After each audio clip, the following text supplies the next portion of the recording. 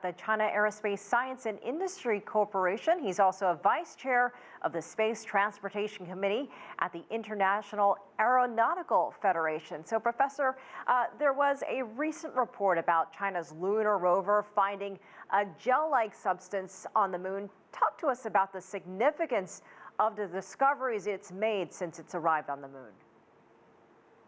Well, good evening, Elaine, especially at this special moment of traditional China's Mid-Autumn Festival. So we can see the full moon in these days, but obviously it's a lunar night at the far side of the moon. So the Chang'e 4 lander and the Yu-2 or the Jade-Rabbit 2 rover is sleeping at the other side of the moon. It is very difficult. After successful landing at the beginning of this year, the lander and the rover has already performed scientific research on the far side of the moon for more than half a year.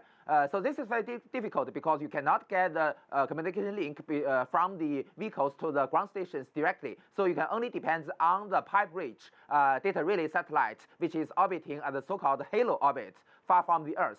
So in recent days, it has already have very remarkable scientific research results. You see, the scientists believe that on the far side of the moon, especially in the high latitude regions, it may have some evidence of the ancient history of the moon. Indeed, the rover has already found the rock. Obviously, it's not come from the surface of the moon, but come from deep inside the moon, which brought out to the surface by some impact or by of the asteroids or by some volcano eruptions. So this is a direct evidence to support the hypothesis of the scientists of the history of the moon.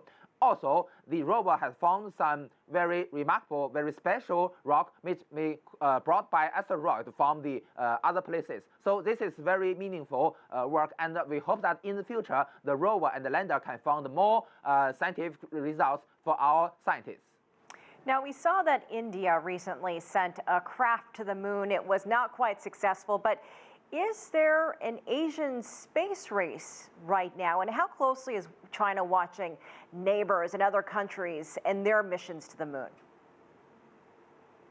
Well, we also noticed that the Chandrayaan-2 mission from the India. I have many friends in international space field, and I also, before the landing attempt, I sent a message to my friends and colleagues in international space field, which are those from in India. Hope that mission, the landing, can be a great success. Pity there are some malfunction between during the landing, but I believe that the Chandrayaan mission is already a very great mission. At least the orbiter can also bring us more meaningful results. And I hope in the future, sooner or later, the Indian can be successful during the lander.